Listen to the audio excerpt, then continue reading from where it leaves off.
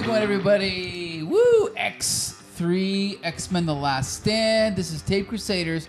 We're reviewing every superhero movie ever made, including the bad ones. And I'm Mike L., and this is the co-host right over here, Champion. That's me. Thank you, Mike. I've been waiting to watch this movie for the very first time ever with bated breath ever since I saw it on the podcast schedule. Well, the thing is we could have just not watched this movie. Wait, that was an option? It was an option, but we knew the discussion would be awesome, right? And it was, and it's going to be. And we're also joined over here by Laura. Thank you for joining us again. Hey, thanks for having Wisconsin. me. Yes, well, from Windsor now. But From Windsor, yes. Windsor's You could have lead own into Laura. that and said, yeah, I came all the way from Wisconsin just watch to be here, just to watch X-Men 3. That's right. And from, where should I say you're from? Baffin Island? Why would you say that? Didn't you work in Baffin Island once? No, that's That's our friend Harry. Harry. Okay. Yeah. I'm from Windsor. Okay, I live Windsor's own Mike, I'm your Brent. neighbor, Harvey Brent. Harvey Brent. Don't sorry. dox me. Oh my gosh, sorry. Don't Secret dox me on your identity. podcast. Harvey Brent. Let me put my... Yes. Yeah. No one knows that you're actually Brent. Anyway, thank you for joining us. Yeah. And we know why you're here is because you're a big X-Men fan. Mm-hmm. Yes. Not of this movie, but we'll talk about that later. And anyway, we got the main man over here. You always say I'm the main man, but I'm not. But I'm TJ once again, and you know me from the end of the bar. Yeah, that's right. Well, you were still here when we were setting up, so I was like, let's have this guy on. There as we well. go. Why There not, we go. right? So here's the thing. This movie came out in what, 2006? 2006. And everyone loved the X-Men movies, and everyone went to see the X-Men movies, and this movie came out, and it was a big piece of shit. What happened? I have no idea.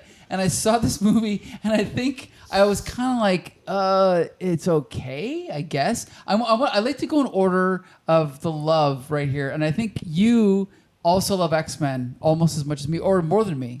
I love different aspects of X-Men than you. I feel like there's enough room for both of our loves. Okay. Without them being mutually exclusive. Okay. So let's talk about your first reaction to this movie. Oh, I remember being in such deep denial at the time that this movie came out. So when society crumbles Yes. and we all need new jobs, I'm going to elect to be an X-Men 3 historian because I followed the production of this movie from the time X-Men 2 came out to be like, I can't wait to see the third one. Right. And then we got this. And I remember just my mind just could not accept that it was a piece of shit at the time. I remember driving home with my mom in the theater. I'm like, it was just slightly better than X-Men 2. Yes. I was deep denial. Like deep denial. Like on like a pathological level. Sure. So not a fan, but we can get into that as to why. I'm sure we have a lot to talk or not talk about. Well, we have a lot. Okay, who saw it opening night? Laura? You did. I did. I don't have a memory of seeing it back in the theaters. I'm sure I did at some point back then. But yeah. So you saw it on home video? It's hard to say. I probably did see it in the theater. Maybe but, never. Did you see it before tonight? No, I've seen it before. Okay. I've definitely seen all these X-Men blocked it movies, out. but oh my gosh, too much yeah. drama. I remember it not being good. Okay. I don't remember it being a complete disaster.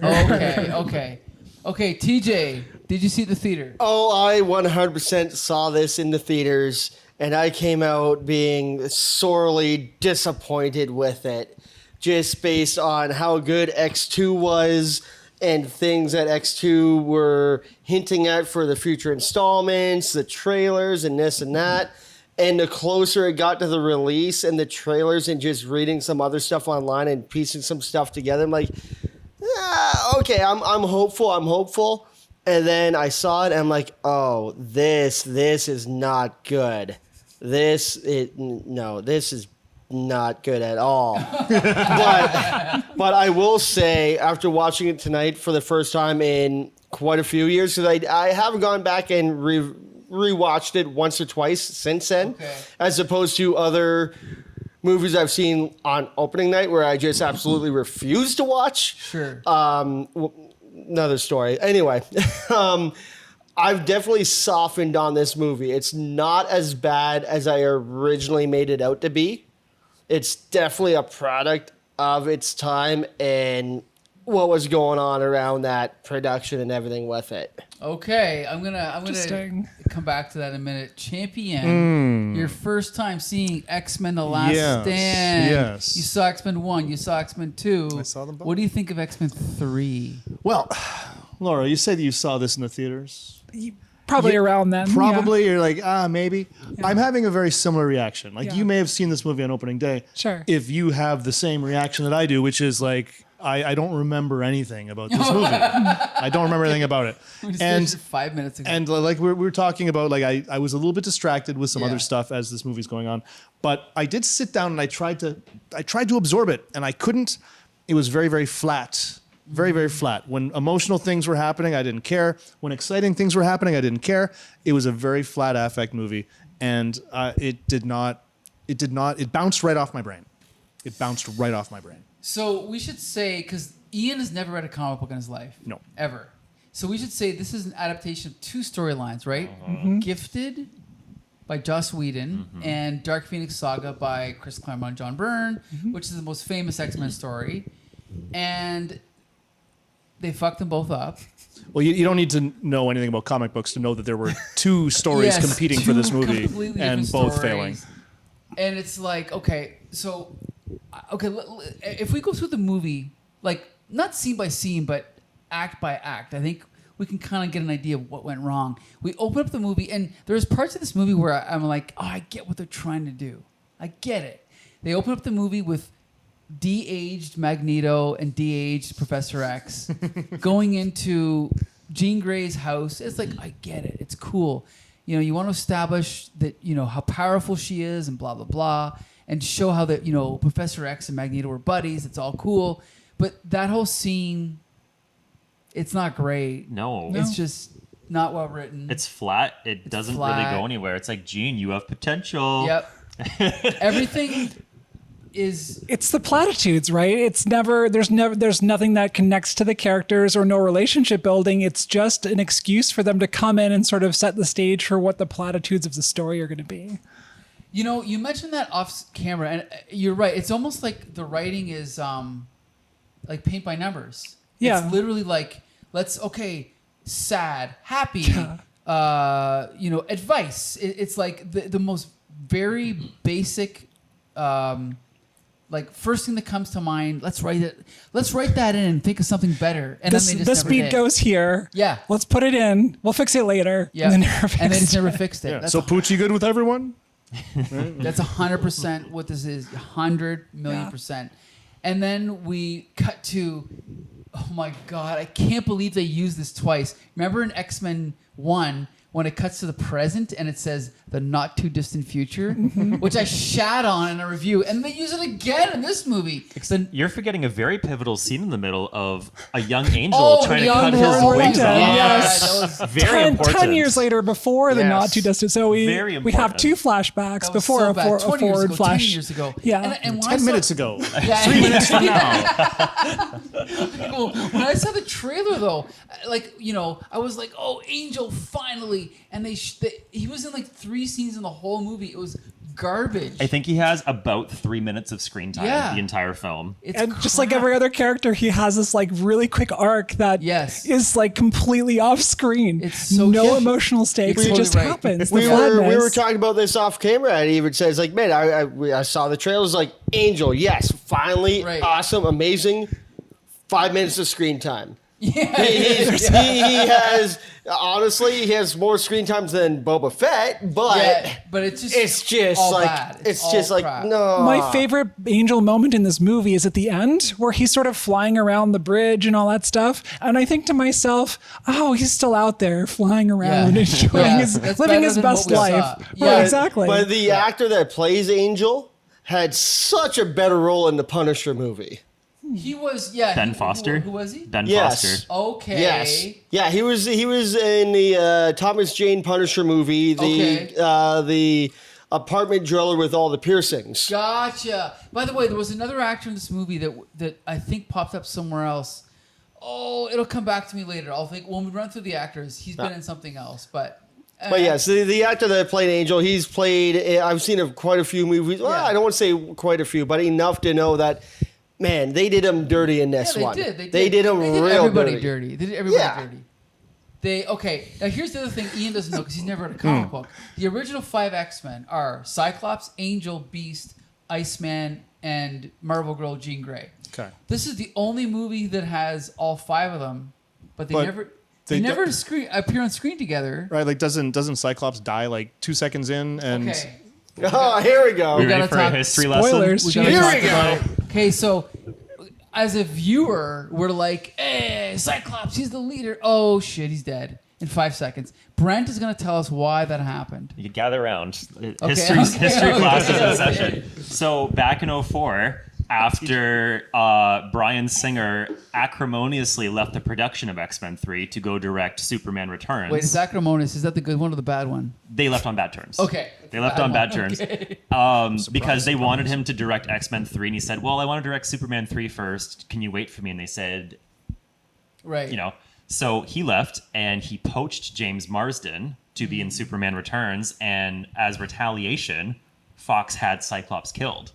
And so he only filmed for 3 days on this movie, clearly. Right. He's only at Alkali Lake there. So that's why we get no James Marsden. And they thought, well, this is perfect because now Wolverine can be the leader.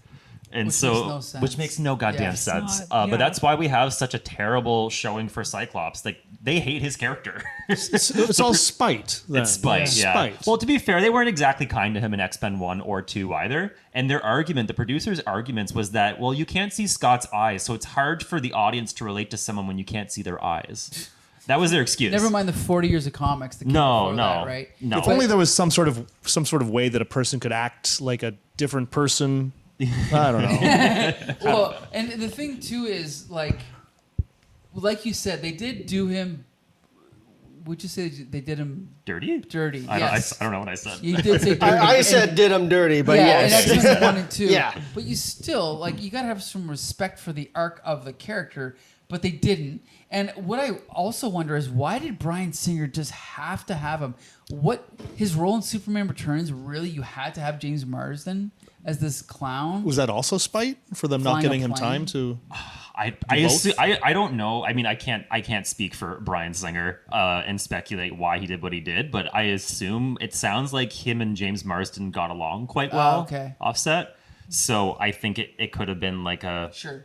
who knows, but So the thing is, though, as an audience member, you go, okay, like if we've read the Dark Phoenix saga, Cyclops is Jean's lover, boyfriend, whatever, and so in the original story, it's Jean and Cyclops at the death scene, at the core of the story. It's them. But in this movie, you cut him out after 3 seconds, so that kills that whole, tragic aspect of the story. Okay, fine. I think the way that they handled Wolverine was kind of cool. The way that you're the one that has to kill her. You're the only one who can kill her. They did that well. I mean, well in relation to everything else in the movie that was shit. yeah. But it was like, it still would have been much better if you had that love triangle. I felt like. Well, I'm not as up on X-Men history anymore, but if I remember, wasn't it so Cyclops and Jean Grey had their thing, and then Jean Grey actually died or was in a secret coma, and then Madeline Pryor was Let's actually not talk about that. Yeah. okay. But that's like But the not love far off. triangle thing didn't come up until well until the established stories, right? Like that wasn't even until It was in the 70s. So was it really? Okay. No, here's the thing. it wasn't is- around Dark Phoenix. No, you've actually touched on something. The love triangle was it was kind of like a Mandela effect where people remember the love triangle happening in the 70s, Yeah, but it it's wasn't not. quite there. No. Like Wolverine hit on Jean Grey, but there was never any reciprocation from Jean Grey. But when they wrote new stories, they kind of re-imprinted it back on the old stories to say that there was a love triangle. But the love triangle did come later. yeah. But the point of it, I agree. It would still be an interesting angle, of Yeah. course. Yeah, you It- can it play that definitely up makes it stronger. if you don't kill off Right. one of the Right, three yeah, in the it's not- Now triangle. it's a love line. But here's the thing is that I actually think one of my favorite scenes in the movie, because there's got to be a few good scenes in the movie. One of my favorite scenes in the movie is when Jean Grey wakes up and she's like hitting on Logan, and Logan's kind of like conflicted because he wants her. That is a good but- scene. Yeah, but it's a great scene, but it's not really her. And the other thing too is that this is something, Ian, you don't know. The comics get a little bit wacky, and Phoenix is like this cosmic being that destroys a planet and is the most powerful being in the universe, and they have to kill her on the moon and bullshit. But in this movie, I kind of want to watch that movie. yeah, no. Oh, don't worry, it interesting. comes. They redo it later. It's called Dark Phoenix. Don't worry, you'll get it. Yeah, you'll get And it. you're gonna regret I it. might have actually skipped shit. that one. It's even worse than It's even worse this. than this. Yeah, it's much worse. But in this movie, they kind of like ground it a little bit, right? They make her like into zombie Jean Grey. Like she gets like ghoulish makeup when she's in her I don't know Phoenix why they ego. do that. Probably because they couldn't afford flame special effects Right. to give her. I think it's a budget But I thing. do I appreciate the idea of saying that Phoenix is a multiple personality. That's a cool idea. I like it. Well, why call it Phoenix then? Because she Call has it a Madeline cool Pryor. costume. No, because she has a cool costume, right? Like, if they actually gave her the costume. I was about to say, ooh, black and red trench Yeah. coat. No, Here no, we go. But in the comic, Subversive. it's very cool. But in the movie, it's like, oh, she has a red jacket instead of a black jacket. Yeah, it's like She's a crap. bad girl. Like, right. What does it serve to call her Phoenix versus anything else when there's no fire and no That's a good costume? point. That's a Could good have called her point. Jane Grey. Jane Like- Grey. That's a good. Okay. But I understand the semantics maybe behind what you're saying. Like it's interesting from like a plot perspective Yeah. of like putting the psychic blocks in, Yeah.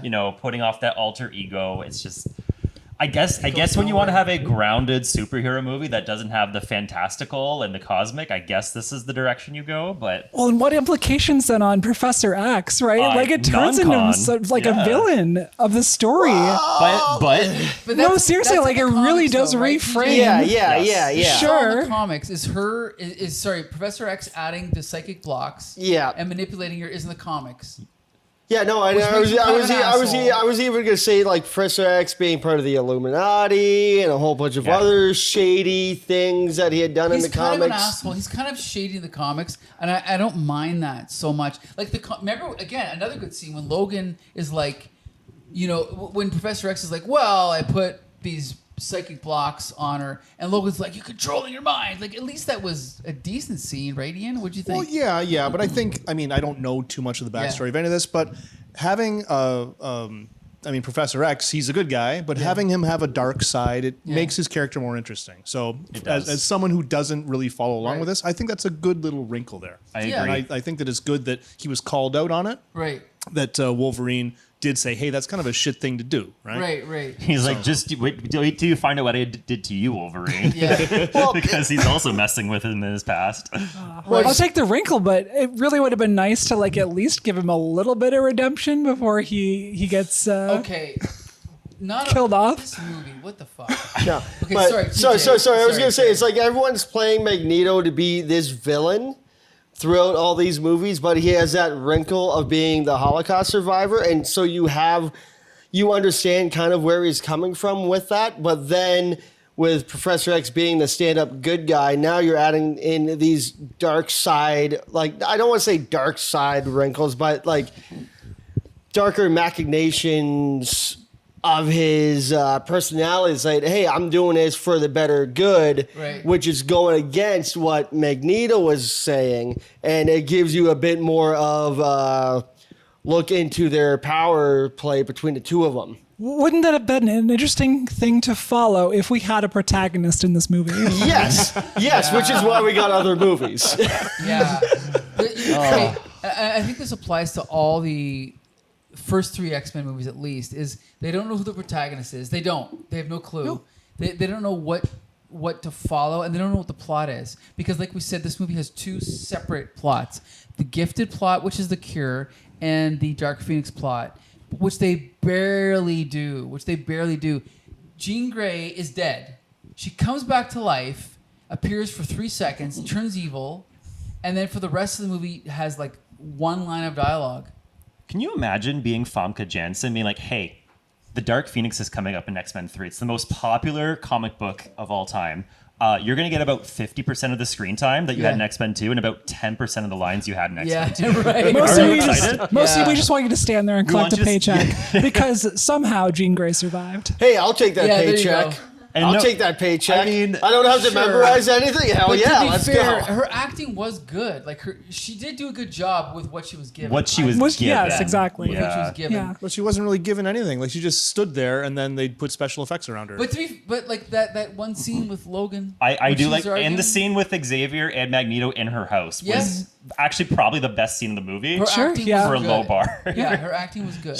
I think she is good in that scene. But okay, we talked about how they just kind of what's that called when you get rid of something very easily? Discarded. Throwaway? They discard Cyclops. They also discarded Professor X.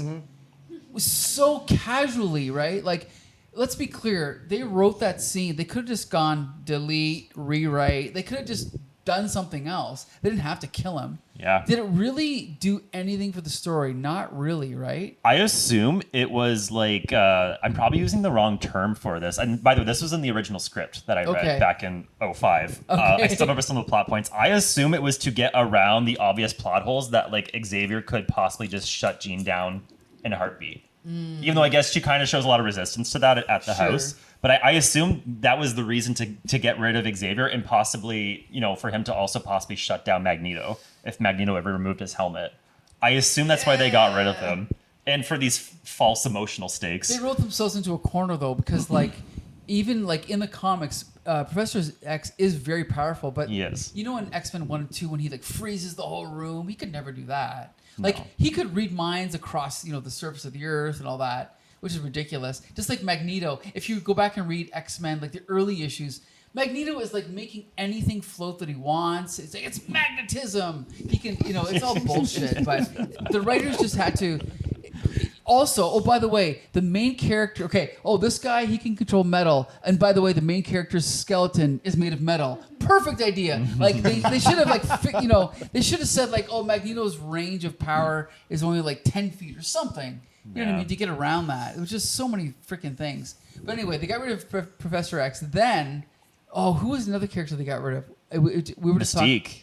Mystique gets discarded. That's what I mean. Yes. It's like they got everything that was about the first two. Like you said, the way that it happens is it doesn't feel natural for the way that Magneto. It's a real throwaway, right? Exactly. And then on top of that, you'd think that there was such a character development, a bond between these two characters, Magneto and Mystique, that there would have been a moment of, we're gonna figure this out. You come with us. We're gonna make sure that. No, she was used then as like a throwaway plot point later, where it was like, oh no, she turned and somehow knew the secret camp that he had never revealed to her, and where to go. And the thing is, at least if they would have given Mystique more screen time, it would have felt more real to show how hurt she was. But the fact that it was like a little cameo filmed on a camera that like we could have done. Oh yeah, Mike and Ian, we need you to do this extra shot for this movie to make it make sense. Okay, pay us $20, we'll do it. You know what I mean? Like that was garbage.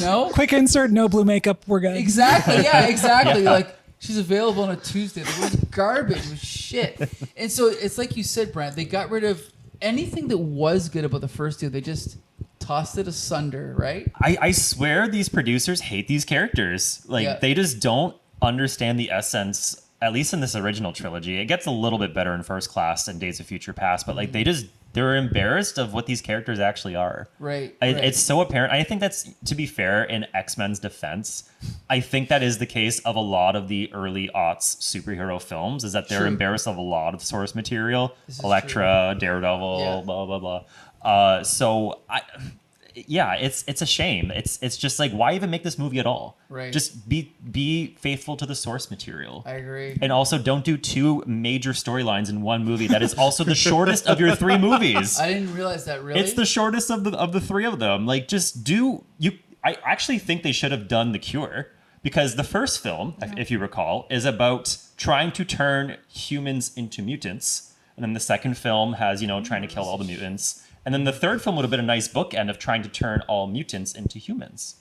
It would have been a nice symmetry to that Sure. first film. Yeah. And you could have just worked on that as a trilogy piece together, a cohesive trilogy. But there's Well, no you think, concept of that. and you think that these producers, right? They get to a point in these movies where they're like, it's just about the power and the action and like how can we power max these guys and make the biggest spectacle possible, and they forget the philosophy of it, right? They Right. forget that it's an allegory about identity and fitting in and Right. peaceful coexistence and all of these other layers to it, and they just make it about who is the bigger power blast that we can put on the Yes. screen. There was a lot of stupid things that happened in this movie, and even though the first two are not great, Oh, I don't know. I like number 2. but there's still like they got it. They got it in the first two, somewhat. Yeah. In this movie, okay, I'm gonna name what could be the stupidest thing in the whole movie, and then we'll go around the table and see what everyone. Magneto, in a scene ripped off of the comics, but not in a good way. He takes this, what is it called? The San Francisco Bridge? Golden Yeah. Gate. The Golden Gate The Golden Bridge. Gate. And rips it up and moves it so that they can walk to Alcatraz.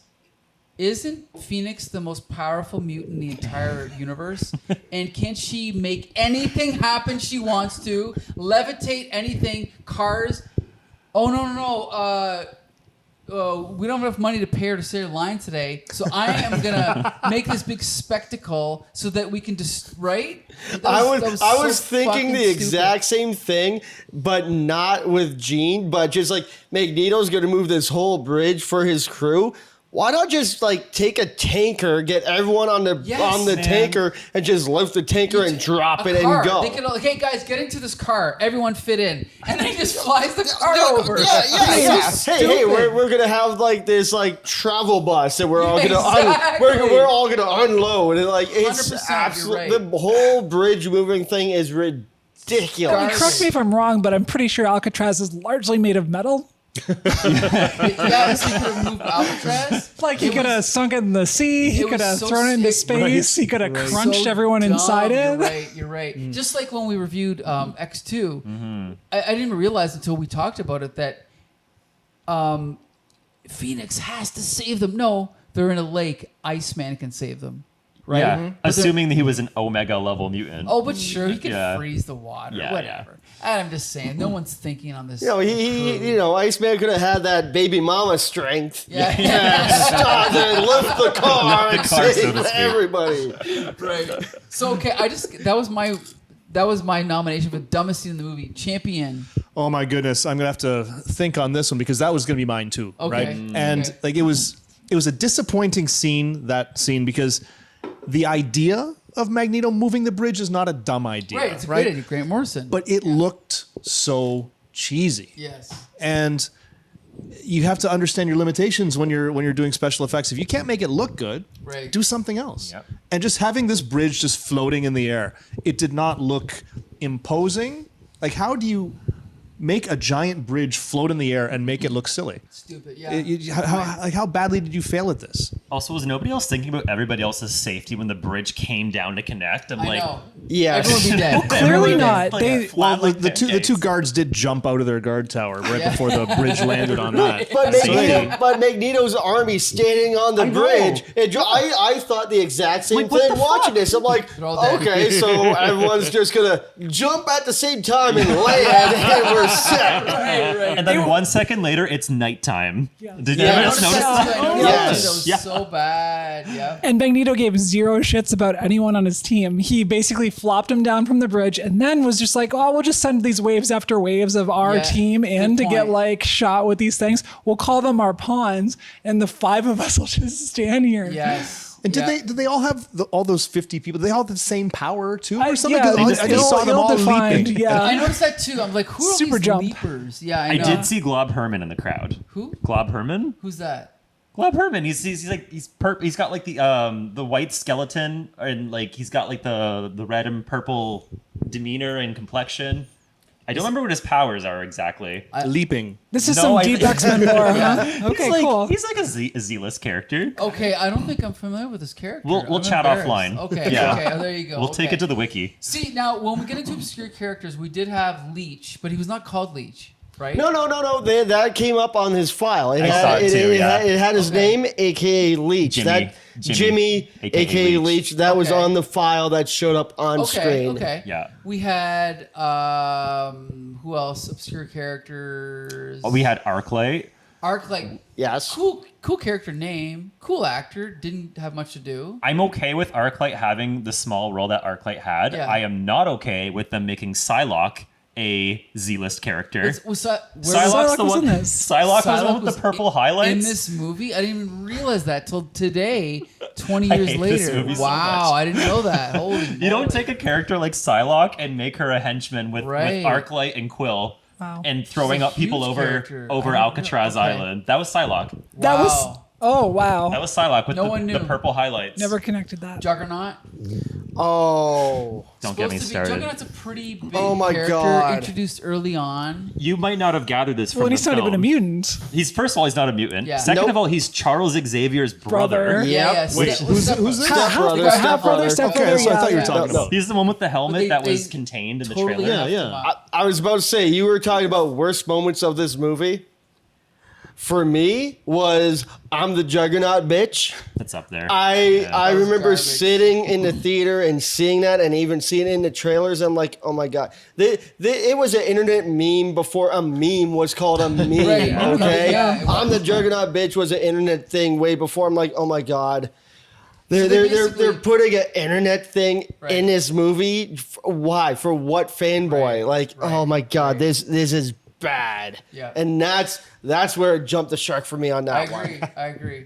That would be like if a Spider-Man movie came out now and they wrote the line, I'm something of a scientist myself, like just to make To make the meme come true. 3 people laugh. Wait, yeah. didn't They they, did do that that, with in the Obi-Wan. last They one? They did. They had the 3. Okay, that was okay Oh, though. yeah, That was they did okay that. because that was it. The meme is a reference to the Spider-Man cartoon. No. They did the 3-way Spider-Man They thing. did That's, that, that's what I'm yeah. saying. Yeah, At but least didn't- it's a reference to a real scene. Yeah, but didn't Green Goblin actually say I'm a bit of a scientist myself in the Oh, last movie you know what? also? I'm Now that pretty you sure say he that- did. Now that you say that, I'm he did, pretty sure and I he think did. It's awesome. I don't care.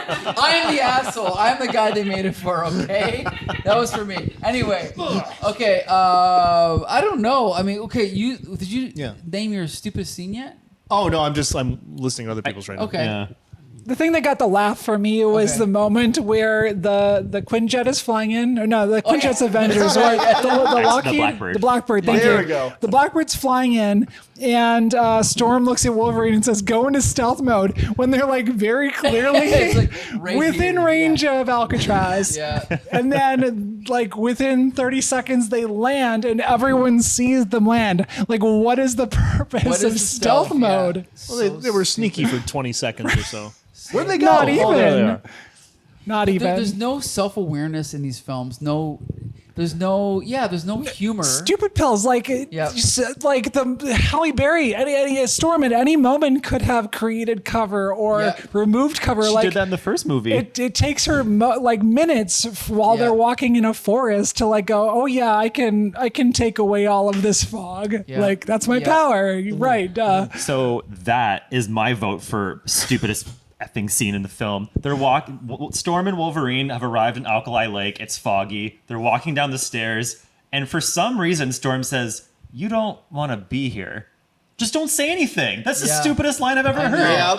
I know. You're right. What the hell? Delete. You're right. Delete, you're right. delete, and then and you mean to tell me Wolverine can't smell Jean Grey nearby? Sure, yeah. Good point. Yeah. Storm is freaking out that she was like clearly right in visual shot of them after she cleared the fog. I hate that Alkali Lake scene. You need So implausible. Well, Chris Claremont has his faults, but he was very good at thinking of all this when he was writing. And writers that came after him did not.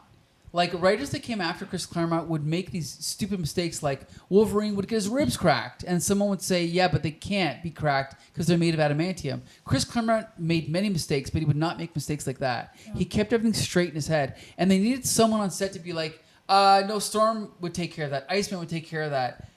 Jean Grey would take care of that, but there was nobody on set doing that. It seems like, right? Well, you don't even need someone on set for that. You need someone in the writer's room on doing the script. it. You're On totally the right. script You're totally before right. anything happens on set. It's like, no, in the writing process, that's where it needs to get nipped. Totally right. It's Was like, no, Chris this is Claremont too ridiculous. expensive to just bring in to consult? You know what's funny? He's in this movie. Is he really? Hey, you know at the beginning of the movie when Jean Grey lifts up all the cars, and then remember the part where Stan Lee's has the hose and the water goes up? Right before that, Chris Oh, with the Claremont- lawnmower? Yes, that's Chris That's Claremont. him? Oh my yeah. God. No Plus- shit. Yeah, it is. I didn't know. Yeah. That's Could pay him crazy. for a cameo, Yeah, but not yeah. for his actual talents. And he was like, none of this shit makes any sense. Like, shut the fuck up. We got a movie to make. Fuck you. That was it. That was the end of his contribution.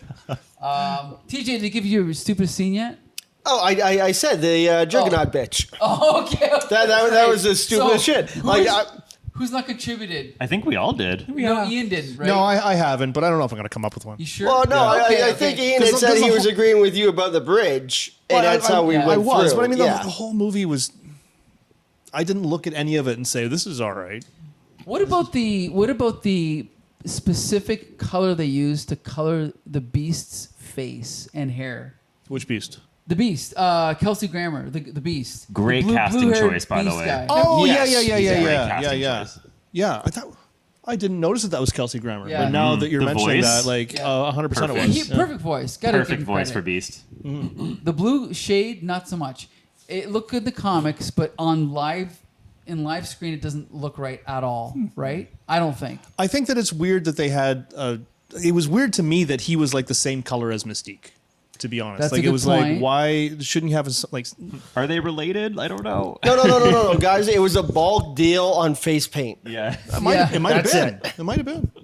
We already have it this just- makeup left over from. Mystique. Yeah. Even Mystique looks. Mystique's different in the comics. That's a whole other conversation, though, right? I actually kind of liked his coloring. The thing I had objection for with Beast is that when like he finally had his arms free and you could see that blue fur, that was like a neon blue and it looked so ridiculous compared to I how didn't they notice had that. It was toned different his color? skin. Okay, Yeah. I didn't notice that. Yeah, when he wears his X uniform at the end, it is Okay. slightly jarring. But on that point, though, I feel like it's important to note that this movie in general feels cheap. Like Oh it yeah, looks cheap. It looks like shit. Yeah, I agree. Like everything from like Colossus turning to metal looks way worse than it did in X-Men 2. Yeah. Like way worse. Yeah. It's very clearly that this film was rushed in the FX department. Very. Whether or not we care about that or not, but I mean, it's very Juggernaut looks atrocious. It looks like shit. That bodysuit is like, what the hell is that? The thing is like in the comics, Colossus is a main character. In this movie, he has like 3 lines, if that.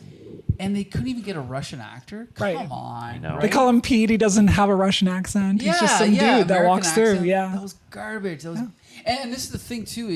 Again, Ian doesn't know this, but the whole point of the second generation of X-Men is they're all international. So Storm is African, Banshee's Irish, Colossus is Russian, Nightcrawler's German. Wolverine's Canadian. Wolverine's Canadian with a Yep. Canadian accent. Yeah. But they just toss that out the window in these movies, right? And They everybody's just forget- American. Yeah, everyone's American. Even Wolverine's American. It's interesting to learn these things that would have made this movie, watchable. Right.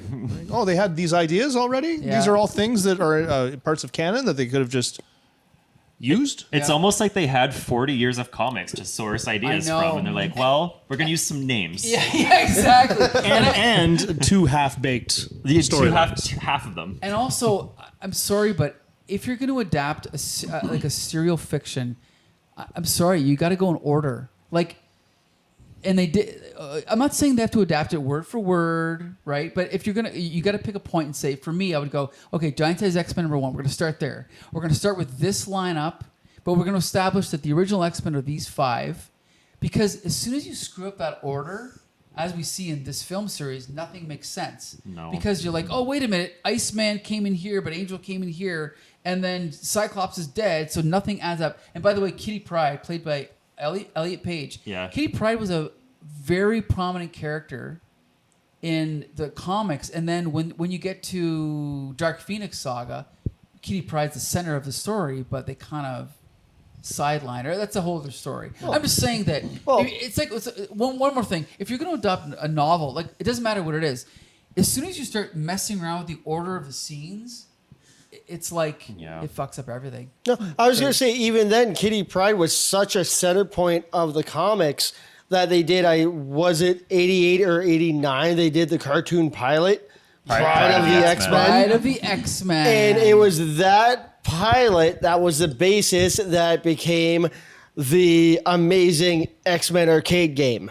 Okay. Such a Yes, good you're right. game. You're right. You're Yes. right. Before the cartoon. Before the 90s cartoon, you had the cartoon. 4-player dual screen X-Men arcade game, Yes. which has now just been re-released digitally. Thank you. I think you can play it Six player, yeah. Yeah, 6-player. The original was 6-player, yes, and you can play it 6-player online, physical edition coming out in fall. Anyway, why am I promoting this? It's a great game. Anyway. You're an but- influencer now. Oh, God, no.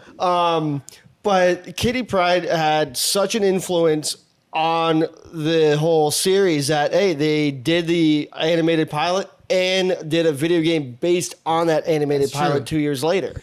And we should point out that in the comics, starting around 1980, Kitty Pryde became the entry point for new readers, right? Like Yeah. Kitty Yes. Pryde is the teenager joining the team, right? Almost for Ian's reference, it was like what Rogue was in X-Men 1. Yes. Yes, 100%. That's Yeah. what Shadowcat So was. then- And Yeah. I know the name Kitty Pryde just Yeah. from It's just a being out catchy there, name. right? Well, and that's right? almost what this movie needed, right? Was again that through character that we could at least anchor onto and say, Yes. like, what is their story? What is their arc? And other things can happen around. But I even compared this to like a disaster movie where everyone's just reacting to the things going on. There's Yeah. these sort of like quick little scenes that are like, platitude soup. And Yep. then we're on to the next thing and on to the next thing. And the next thing has to happen because that's just the thing that happens. And you know what? If you go back and even rewatch X-Men 1, it's kind of the same thing. It's if you look at Storm's character, reacting, she doesn't push the story at all. And I know what you're saying. In this movie, it's the same thing. We talked about how Kitty Pryde was the entry point, but they switched her up with Rogue in the first one, made her a teenager. And then Rogue is in this movie. She leaves Brutal. because she wants to get the cure, which is again, it's a good conflict. It's like, okay, Beast is tempted, Wolverine's against it, Storm's against it, Professor X is kind of in the middle, and then Rogue is like, no, I want to get the cure. It's a good scene. It's almost like Star Trek. Like they would. Well, do that's the point that I started kind of paying attention right. to the movie, thinking like, Because, they're it's a doing something with moral- this? It's like All right, here something we that go. would happen in Star Trek, like moral conflict. But Then Rogue, well, okay, on that topic though, when Rogue first learns about the cure, Right. she goes and talks to the rest of the X-Men, and Storm, I think it's insane to me that like the lack of self-awareness that Storm's like, I can control the weather. I would never want to take the cure. You Right. don't need the cure either. Exact- yeah. Girl, bullshit. Yeah, I know, Like, I know. There's clearly a very big discrepancy in powers here of Right. like what is considered a sustainable life for Right. a mutant. And then- Rogue's case is very valid. and Beast actually makes that point, is that not all of us can He fit did. in as well. He did. So at least the script is aware of it. But you're right, Storm just comes off as an idiot in that scene. She right? like completely tone deaf, like this Yeah. mother figure at the Yeah. X Mansion, like. Ew, no. Yeah. So, and I think on that note though, the Rogue plot actually has so much potential, and I again squandered because Anna Paquin was filming a different movie at the time, and she was yeah. on set for a week. More behind the scenes She shenanigans. also was not available. Why did they even make this movie? I know. I know. Wait a year. You would have had Cyclops. Sure, you would have had yeah. Rogue. Yep. They wanted their money. They wanted their fourth quarter earnings. Oh, That's what God. it was. Well, at the time of production, were they under the acts of, hey, we need to get this in production in X amount of time, or we lose the rights? Not at that point. No, No. and nobody It was takes like signed to decades it, for that. which is crazy. Like they had to sign everybody for X-Men 3. They were only signed for the first two movies. So like they rushed to get all these deals in place. They threw a bunch of money at Hallie. They lied to her and told her that she's going to get an origin scene of her in Africa. And she's like, yes, sign on the dot, and Wow. deleted it. Wow. That was a recent story that came out. I didn't know that. Yeah, Matthew Vaughn talked about it because he was attached to direct this that one time. Wow. But the Rogue scene, like the plot line had so much potential with the Cure. Like the Cure is made for Rogue to comment on. Right. I know Absolutely, Joss Whedon yeah. doesn't bring it into his Right, arc, yeah. his arc in the comics, but like when you think of the Cure, like who is most tortured by their powers that we know? It's Rogue. Right. It's just the decision they end up going with is insane too, though. So yeah, she leaves. She's like, I'm gonna go get the cure. Leaves the movie for 2 hours, and then comes back and she's cured. Yeah. That's it. All of her arc happens off camera. So we don't Like see so any many of of these No. characters. I Yeah. thought that maybe I Nothing. missed that when I made She somebody was, a drink. she or was something. waiting in line for the Cure, and then the next time we see her, Bobby touches her hand. It's shit. You saw it as much as we did. Yeah. You saw everything. Yeah. It's disappointing. But it's just like Warren's arc too. Like apparently he reconciled with his dad in his mind off screen, and then comes in to save him at the last possible more second shit that I to assumed fly that I in. missed. Yeah. It's extra depressing when Extra depressing. extra depressing when you're like, oh, maybe the stuff that makes this movie watchable happened when I wasn't paying attention because I was in the washroom, I was behind the bar, or like, I don't know, it wasn't.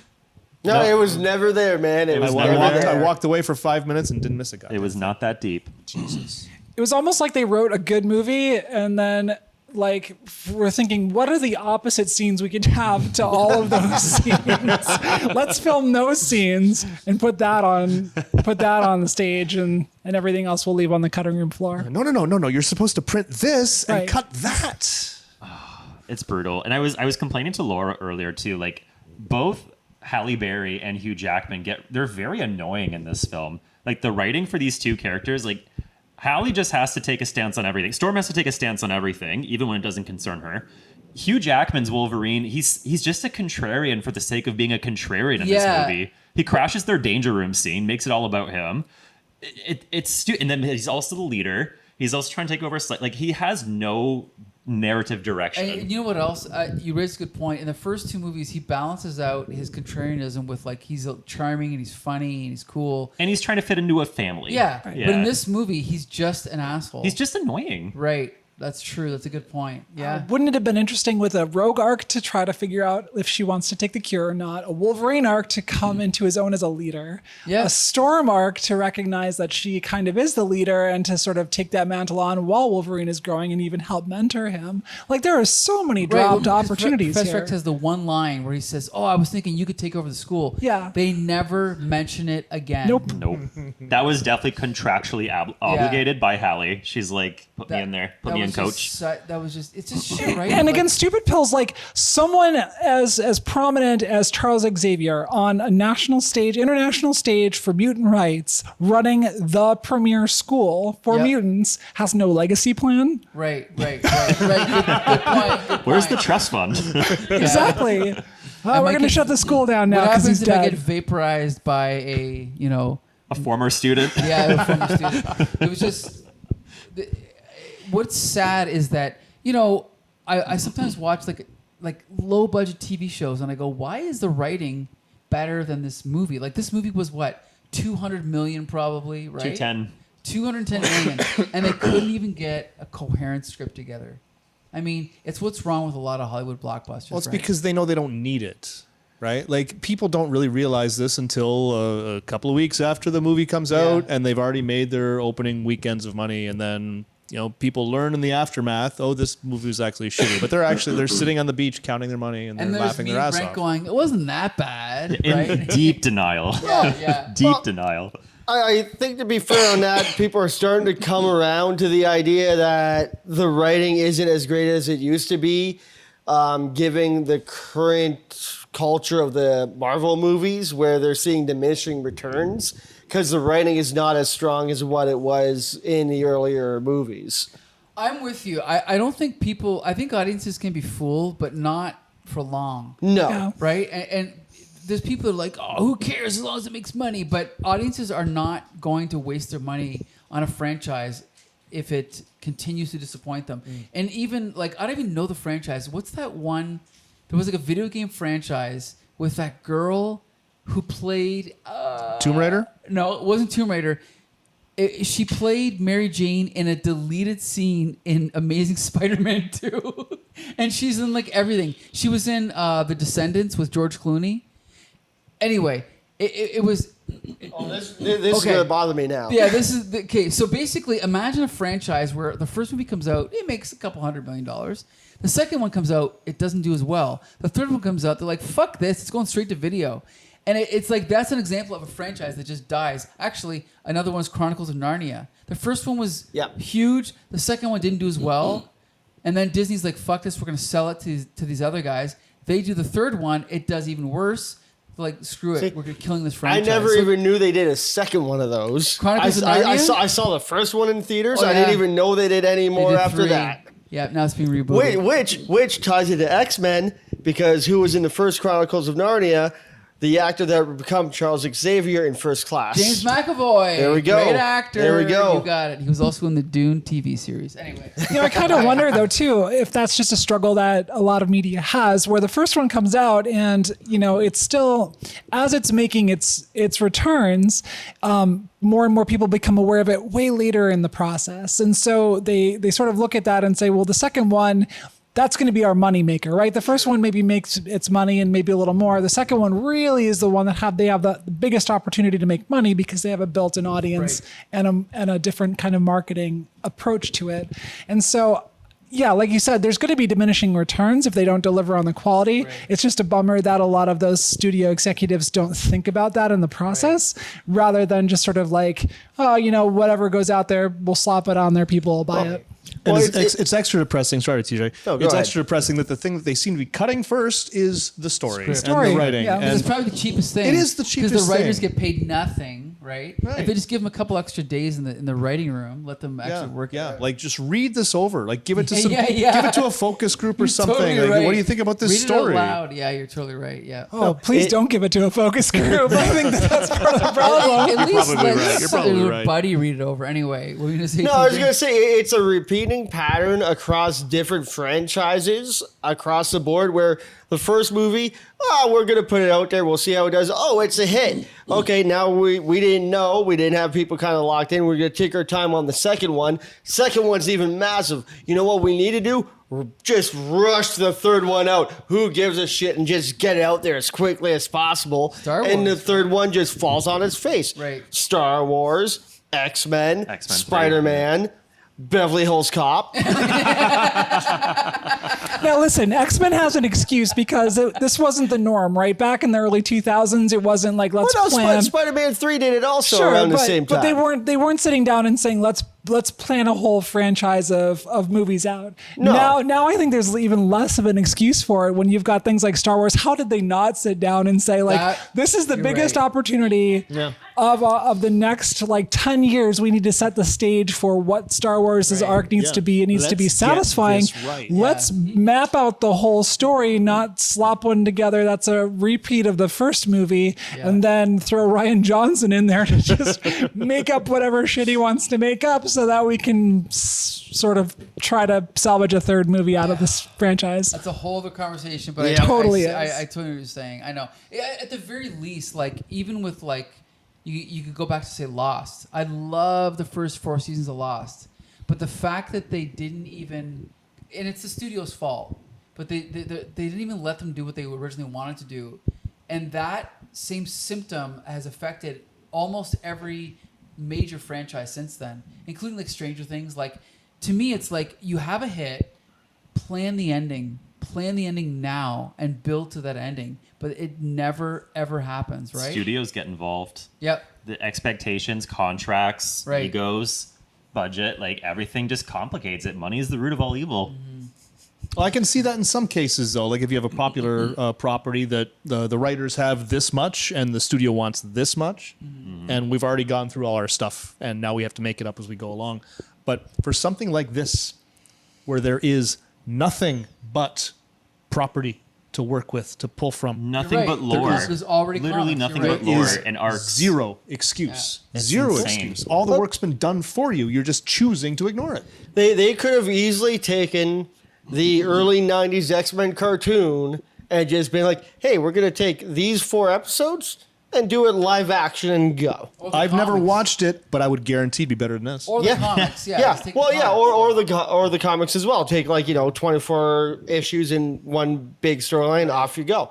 Everything is there, everything is lined up, and they just decide to, Shit, even Hey. got your movie storyboarded for you.